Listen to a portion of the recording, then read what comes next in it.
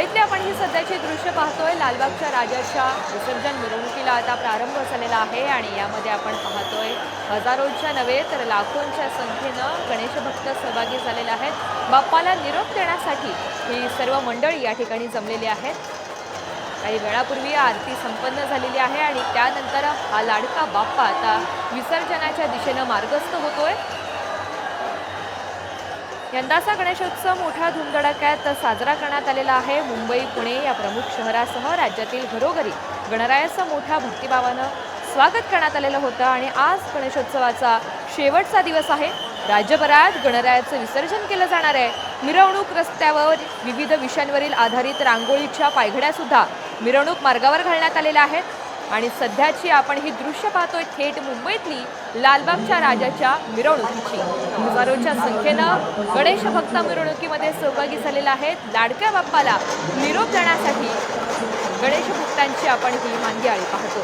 10 दिवसांच्या सेवेनंतर आज अखेर बाप्पाला निरोप दिला जातोय। ढोल ताशांच्या गजरात बाप्पाला निरोप देण्यासाठी सर्व गणेश भक्त रस्त्यावर उतरलेले आहेत आणि या विसर्जन मिरवणुकीमध्ये सहभागी झालेले आहेत।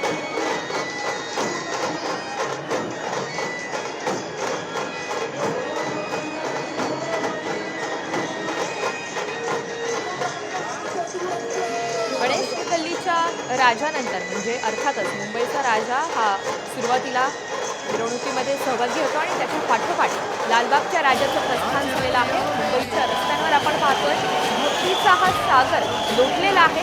गणेश भक्त मोठ्या संख्येनं सहभागी झालेले आहेत। गणरायाला निरोप देण्यासाठी कार्यकर्ते सज्ज झालेले असून आता हळूहळू मिरवणुकीमध्ये सहभागी व्हायला दाखल व्हायला सुरुवात झालेली आहे। विसर्जन मिरवणुकीची जय्यत तयारी या सर्व मंडळांनी केली आहे। 10 दिवस सुरू असलेला गणेशोत्सव आज संपतोय आणि गणपती बाप्पाला आपण निरोप देतो। गणेश विसर्जनालाही ढोल ताशे, मोठा उत्साह, जल्लोष आणि आकर्षक अशी मिरवणूक आपल्याला मुंबईच्या रस्त्यावर पाहायला मिळते। गणपती बाप्पा मोरया, पुढच्या वर्षी लवकर या असा जयघोष आपल्याला मुंबईच्या रस्त्यांवर पाहायला मिळतोय।